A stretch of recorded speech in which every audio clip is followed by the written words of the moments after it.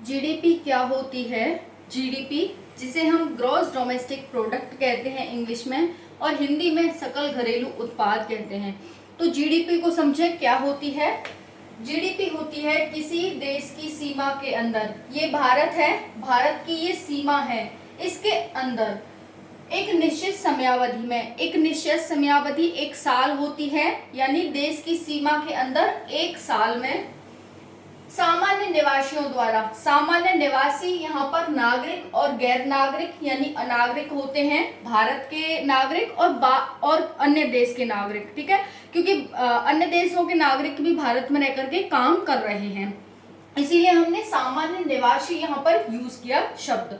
तो सामान्य निवासियों द्वारा उत्पादित अंतिम वस्तुओं और सेवाओं के मौद्रिक मूल्य को ही हम जीडीपी कहते हैं।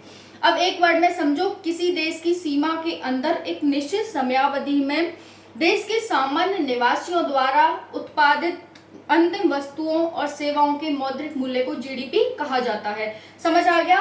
तो यहाँ पर क्या है, ये देश की सीमा है, इसके अंदर एक निश्चित समयावधि में सामान्य निवासियों द्वारा उत्पादित अंतिम वस्तुओं और सेवाओं के मौद्रिक मूल्य को जीडीपी कहते हैं। यानी एक देश में जितनी भी सेवा और सर्विसेज दी जाएंगी, पैदा की जाएंगी, उसको ही हम जीडीपी कहते हैं। उनका जितना भी मूल्य बनेगा उसको मिलाकर के जीडीपी कहा जाता है। समझ आ गया आपको? जीडीपी का फॉर्मूला होता है C+I+G। C कंजप्शन होता है, यानी उपभोग, जितनी भी वस्तुएं एक साल में उपभोग की गई, जितना भी इन्वेस्टमेंट किया गया एक साल में, और जितना भी सरकार के द्वारा खर्चा किया गया, यहाँ पर आ जाता है। ये प्यारा भारत है, यहाँ पर सामान्य निवासी क्या होते हैं दे रखा है। तो इस तरह से जीडीपी हो जाती है। वीडियो कैसे लगी कमेंट सेक्शन में जरूर बताना। थैंक यू, जय हिंद।